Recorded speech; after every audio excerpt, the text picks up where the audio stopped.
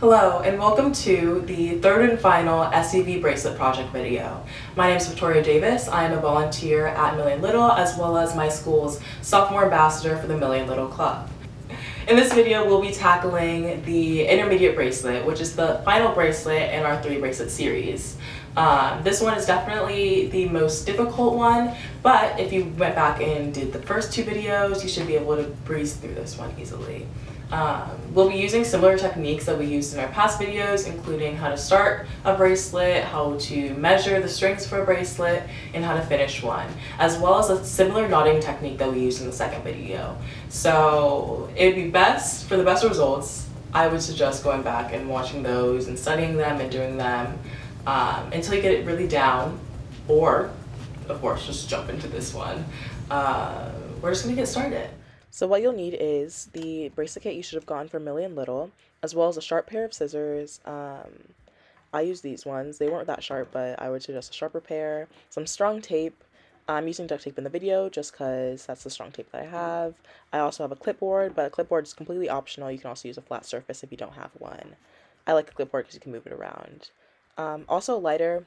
Gives it a cleaner look at the end, but it's also optional. So for these videos, we're using SCV school colors, and I used a yellow and blue for West Ranch colors, but you can also do Canyon colors, Heart colors, or even Valencia colors, any SCV school you would like.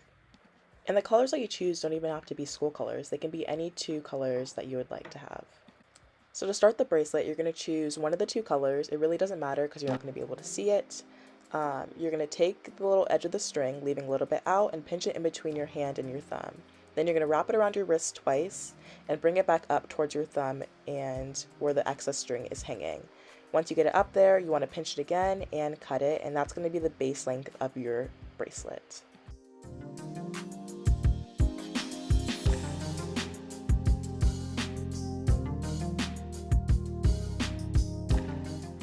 So once you're done with that, you want to fold your string as well in half as you possibly can.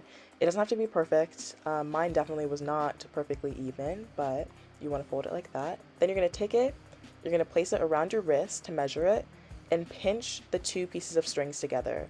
Then let go of one side and keep holding on to the side with the loop.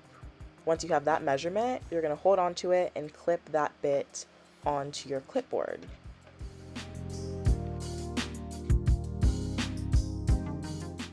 So now is where things get a little bit harder, so please follow along as closely as possible. I actually measured my string wrong in this video, but you basically want to do what I'm doing right now, but 5 times instead of just 3.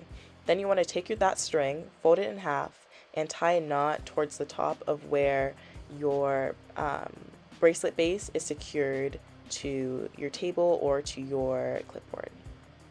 Though I didn't show it, you also want to put some tape at the very bottom of the string to keep it tight. So now we're going to start the braiding process. You want to make a 4 or a P with your string over your base. Then you're going to take the other side of your knotted string and pull it over top the 4 edge, underneath both the base and the 4, and pull it through the middle of the 4/P. You want to repeat this, making the 4 again, putting the other string over, bringing it under and through, and pulling it tight. And do this 3 times. So now you want to take your second color and measure it out as shown in the video. I'm using yellow for my secondary color, but again, you can use whatever color you would like that either corresponds with your school or your favorite colors. Bring it underneath the base and tie a knot. You want to tie the knot really close to where we ended the braid, as close as possible if you can. Then pull both sides of the yellow string, in my case, up and do the 4 braid again. So doing the 4, bringing the side over, pulling it underneath the base, and pulling it through the middle of the 4.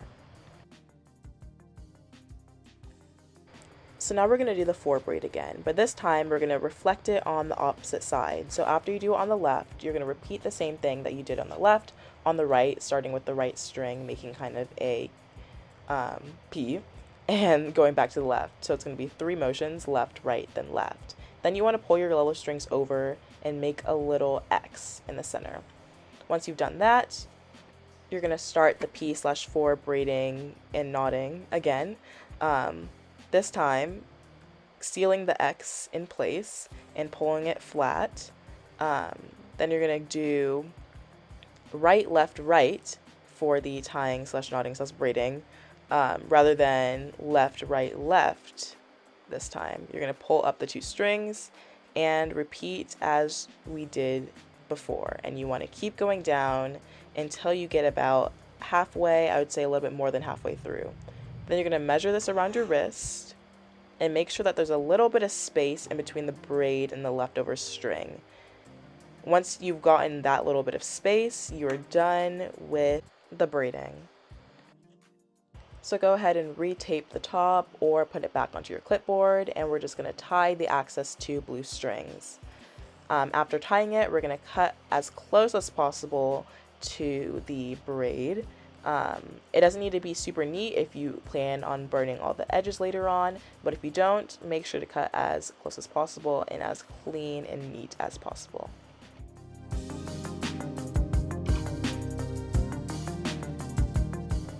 So now we're going to remove the bracelet from the clipboard, or if you just use a flat surface, you can remove it from that. And we're going to tie the ends. So you're going to take the ends that have like the loose end, not the connected ones, and you're just going to tie as closely to the edges as possible. As you can see, my strings were uneven, so I tied as closely to the shorter edge as possible before cutting off the excess string. And you want to go ahead and do it to both sides. With the side that is looped, go ahead and cut the loop and tie the ends. So once both ends are tied, we're going to go ahead and finish off the bracelet. Taking our opposite color string as the base, we're going to cut it and fold each side in towards the end of the braid. So basically you're going to take one side, fold it in towards the opposite end of the braid, and repeat the same thing to the other side, so they're laying on top of each other. So once you're done with that, you're going to take your little bit of string that you cut previously and tie a knot. Then repeat the same braiding that we did for the majority of the bracelet and do that twice. So once on each side, making the 4, pulling the other string on top, underneath, and through the loop, and repeating the same exact thing on the opposite side. So doing it this time on the right, pulling it over the string, underneath, and through the loop. And if you are not planning on burning it, go ahead and tie it one more time.